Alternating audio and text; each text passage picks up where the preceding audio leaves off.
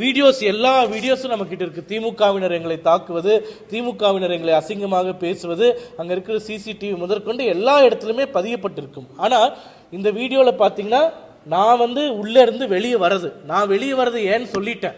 திமுக MP போய் சமரசம் பேசி அவராலேயே பேசி அந்த கூட்டத்தை கலைக்க முடியல அப்படின்ற காரணத்தினால என்கிட்ட கேட்கிறாங்க. அந்த சேனல் நிர்வாகமும் என்கிட்ட கேட்குது, நீங்க போய் பேசி சமரசம் பண்ணி விடுங்க அப்படின்னு சொல்லிட்டு. நான் என்ன சொன்னேன், நான் எந்த தப்புமே பண்ணல, எங்க ஆட்கள் எந்த தப்புமே பண்ணல, எங்களுக்கு என்ன பிரச்சனை, நான் உள்ள போறேன், வெளியே போய் அங்க நின்றுட்டு இருக்காங்க குழுவா, அவங்க கிட்ட பேசுறேன்.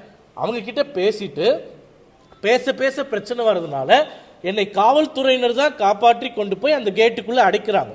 அப்போ இங்க இருக்கக்கூடிய காவல்துறையினர் கேட்டாலே தெரியும், என்னை காவல்துறையினர் கொண்டு போய் காப்பாற்றுவதனால காவல்துறையினரை போட்டு திமுக அடிக்குது, ஹெல்மெட் போட்டு அடிக்கிறாங்க. அந்த வீடியோ கூட என்னோட சமூக வலைத்தளத்தில் போட்டிருக்கேன். ஒரு போலீஸாருக்கு அடிச்ச அடியில ரத்தம் கையில வந்துட்டு இருந்தது நாங்க பார்த்தோம். தந்தி டிவி செக்யூரிட்டி கார்டு எங்களுக்கு பாதுகாக்கிறதுக்கு வந்தவங்களை போட்டு அடிச்சதுல அதுல ஒருத்தருக்கு மண்டை உடைஞ்சு, ஒருத்தருக்கு கை உடைஞ்சு ரத்தம் வந்த காட்சிகள்லாம் நாங்க பார்த்தோம். இதை செஞ்சது முழுக்க முழுக்க அனைவருமே திமுகவை சார்ந்தவர்கள். ஆனா அவங்கள பத்திலாம் எந்த பேச்சு வராம, காவல்துறையினர் எதுவுமே விசாரிக்காம எங்க மேல எஃப்ஐஆர் போட்டு எங்களை கைது செய்யறதுக்கு தேடிட்டு இருக்காங்க. நேற்று நாங்கள் உயர்நீதிமன்றத்தில் இன்டரிம் ப்ரொடெக்ஷன் வாங்கியிருக்கோம். இப்போ இந்த எஃப்ஐஆரை படித்து பார்த்தாலே எவ்வளோ மோட்டிவேட்டடு. அந்த பொண்ணு யாருன்னே தெரில, அந்த வளாகத்துக்கே வரல.